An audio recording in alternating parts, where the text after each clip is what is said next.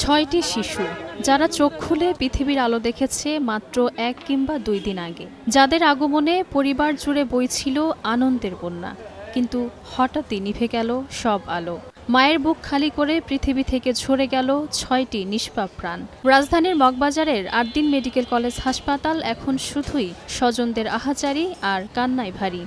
ভয়াবহ এই ঘটনা ঘটেছে আজ ভোরে হাসপাতালটির পোস্ট ডেলিভারি ওয়ার্ডে।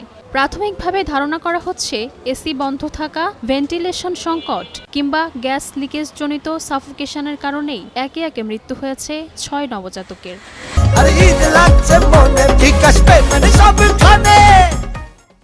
রমনা জোনের সহকারী পুলিশ কমিশনার মাজহারুল ইসলাম বলেন, পোস্ট অপারেটিভ রুমে মোট 11 জন মা ও 6টি নবজাতক ছিল। রাত 2টা বা 3টার দিকে অতিরিক্ত ঠান্ডা লাগার কারণে এক মা এসি বন্ধ করার অনুরোধ করেন। পরে প্রায় 1 ঘন্টা এসি বন্ধ রাখা হয়। এর কিছুক্ষণ পরেই শিশুদের শ্বাসকষ্ট শুরু হয়। হাসপাতাল কর্তৃপক্ষ জানায়, ভোর 6টার দিকে শিশুদের অবস্থার অবনতি হলে তাদের দ্রুত নিউনেটাল আইসিইউতে নেওয়া হয়।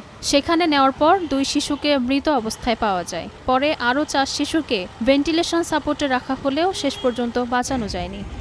হাসপাতালের মহাপরিচালক ডক্টর নাহিদা ইয়াসমিন বলেন, ওয়ার্ডটিতে সিজারের পর মা ও নবজাতকদের রাখা হয়। অনেক সময় অতিরিক্ত ঠান্ডা লাগার কারণে রোগীরা এসি বন্ধ রাখতে বলেন। রাত 3টার দিকে 2 শিশু অসুস্থ হলেও তখন চিকিৎসকেরা তাদের স্থিতিশীল বলেছিলেন, কিন্তু সকালে পরিস্থিতি দ্রুত খারাপ হয়ে যায়। এদিকে স্বাস্থ্য অধিদপ্তর জানিয়েছে, ঘটনার প্রকৃত কারণ অনুসন্ধানে উচ্চ পর্যায়ে 3 সদস্যের তদন্ত কমিটি গঠন করা হয়েছে। কমিটিকে 72 ঘন্টার মধ্যে প্রতিবেদন জমা দিতে বলা হয়েছে।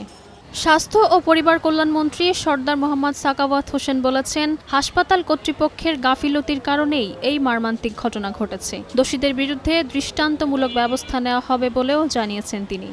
এখন প্রশ্ন একটাই, যে শিশুদের পৃথিবীর আলো দেখার কথা ছিল বহু বছর, তাদের জীবন কেন থেমে গেল জন্মের মাত্র কয়েক ঘন্টার মধ্যেই? এই মৃত্যুর দায় কার?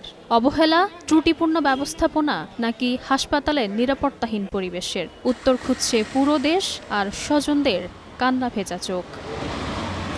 রাজিয়া রাশা, নয়া দিগন্ত।